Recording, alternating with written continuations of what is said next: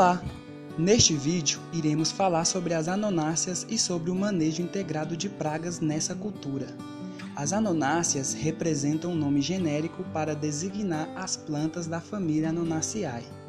Dentre as espécies de importância comercial, destacam-se a pinha, a atemoia e a graviola.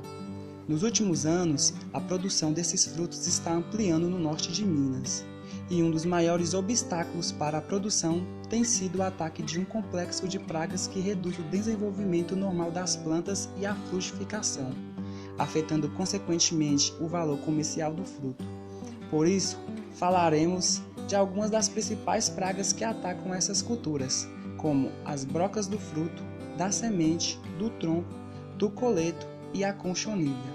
Falaremos sobre as injúrias que elas causam, a forma de monitoramento e as principais medidas de controle. A broca do fruto é uma praga que traz muitas dores de cabeça para os produtores de anonácea. A fase adulta é uma mariposa que mede aproximadamente 25 milímetros de envergadura, com coloração branco acinzentada com reflexos prateados. O período de pré-oviposição dura em média de 2 a 3 dias, sendo que a postura ocorre nos frutos, nas brotações e em casos de altas infestações podem ocorrer nas flores. Os ovos apresentam coloração esverdeada e as fêmeas conseguem pôr até 310 ovos.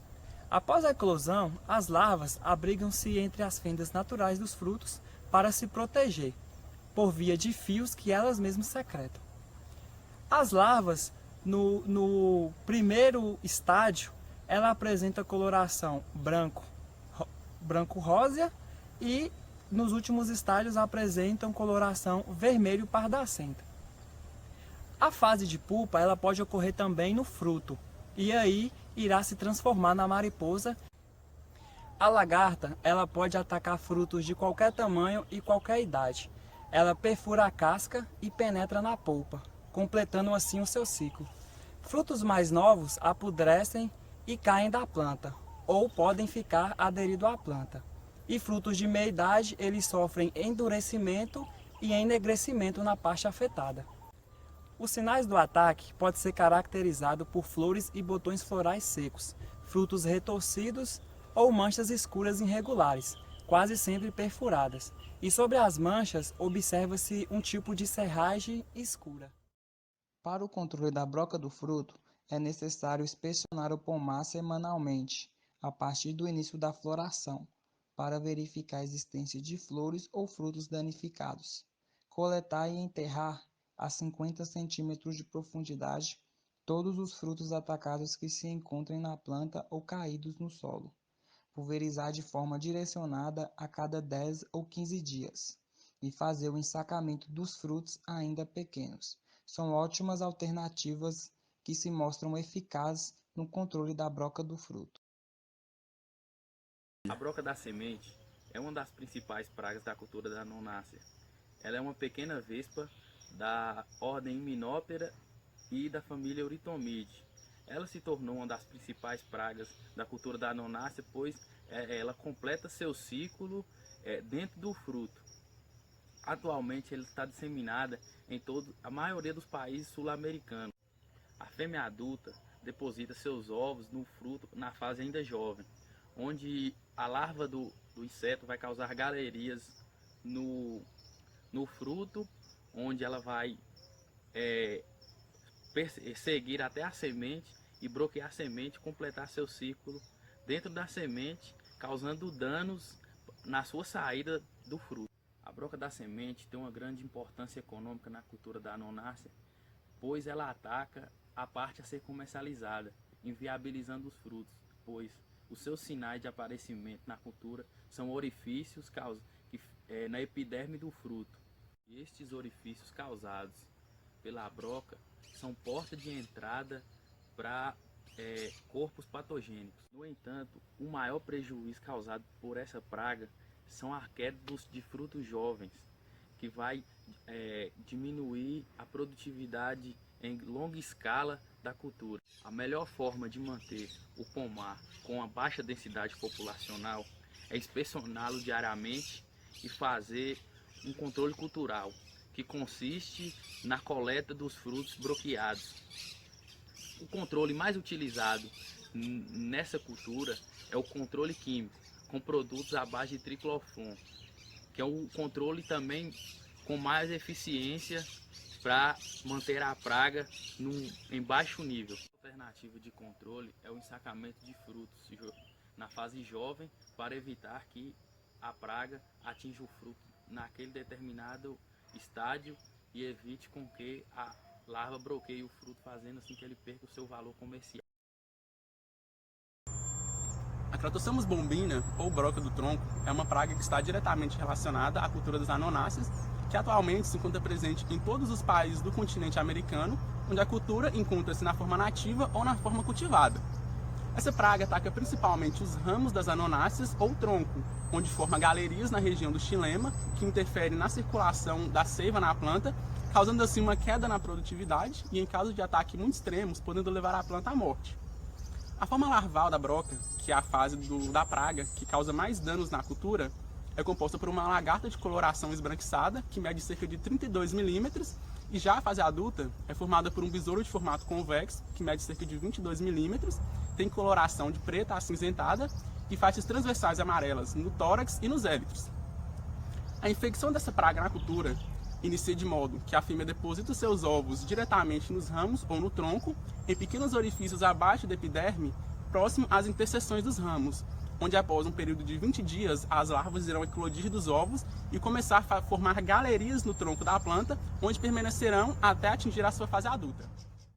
Os sintomas do ataque da broca do tronco são facilmente reconhecidos, devido à presença de excrementos ou uma exudação pegajosa de cor escura que escorre dos orifícios de entrada da broca, manchando todo o caule da planta, além da presença de uma serragem específica formada por fragmentos alongados que se acumulam no caule da planta, obstruindo as galerias. Para o controle da broca do tronco, é recomendado fazer uma poda de limpeza, eliminando e queimando todos os ramos brocados e secos. Alternativamente, também pode ser feita a aplicação de inseticidas à base de endosulfan a 0,8%, aplicando nas perfurações feitas pela praga e em seguida vedar os orifícios com cera de abelha ou sabão. Pode-se também fazer a aplicação de carbofuran ou aldicarb para plantas com até 2 anos de idade, realizando a aplicação no solo úmido com carência de 90 dias. E por fim, pode também ser feito o controle dessa praga com a utilização de clones tolerantes, como algumas matrizes do tipo morada, que vem se destacando na região dos cerrados por sua produtividade e por sua maior resistência à broca do tronco.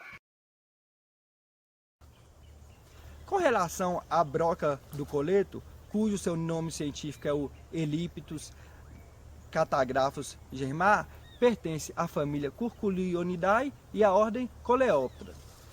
São pragas que atacam a região do coleto da planta e essas pragas elas só são notadas quando já causaram danos expressivos.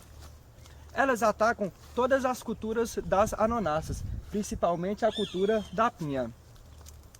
A fêmea deposita ovos na região do coleto da planta com acima de 2 anos de idade.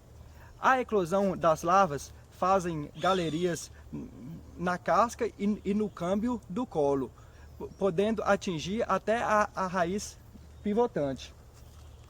O dano pode provocar o bloqueio da circulação da seiva e servir como porta de entrada para o fungo oportunista, que causam escurecimento dos tecidos.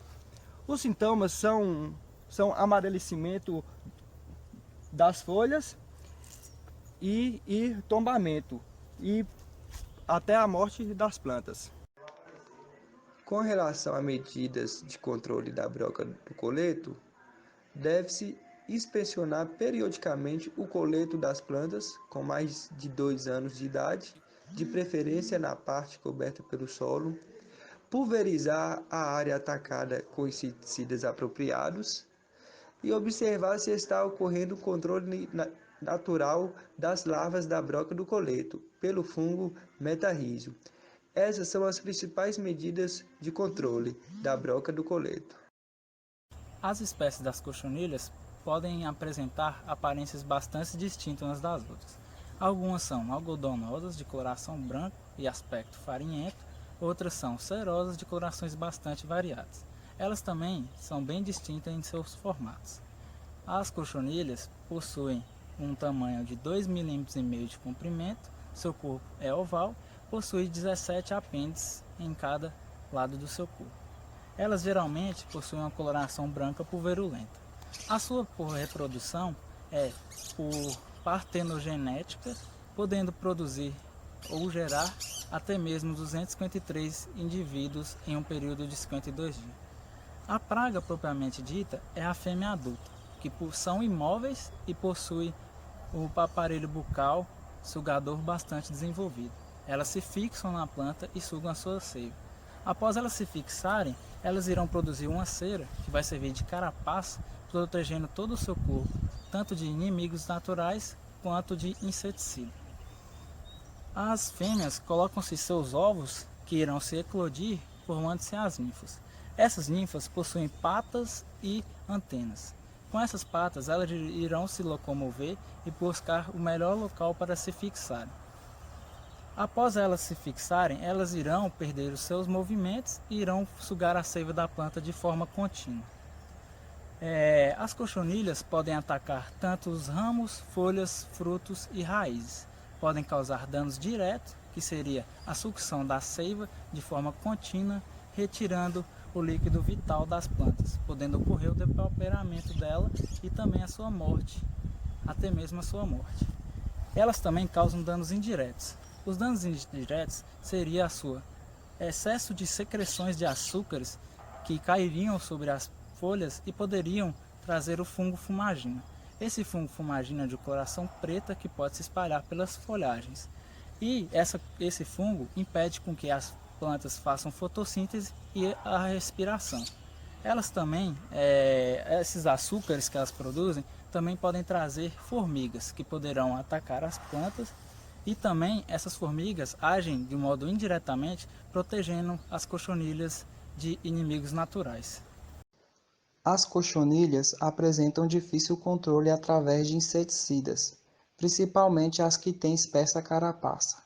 No entanto, o controle com pulverizações de emulsões de sabão e óleo mineral é efetivo, pois resulta em uma camada impermeável sobre o inseto, impedindo-o de respirar, matando-o assim por sufocamento.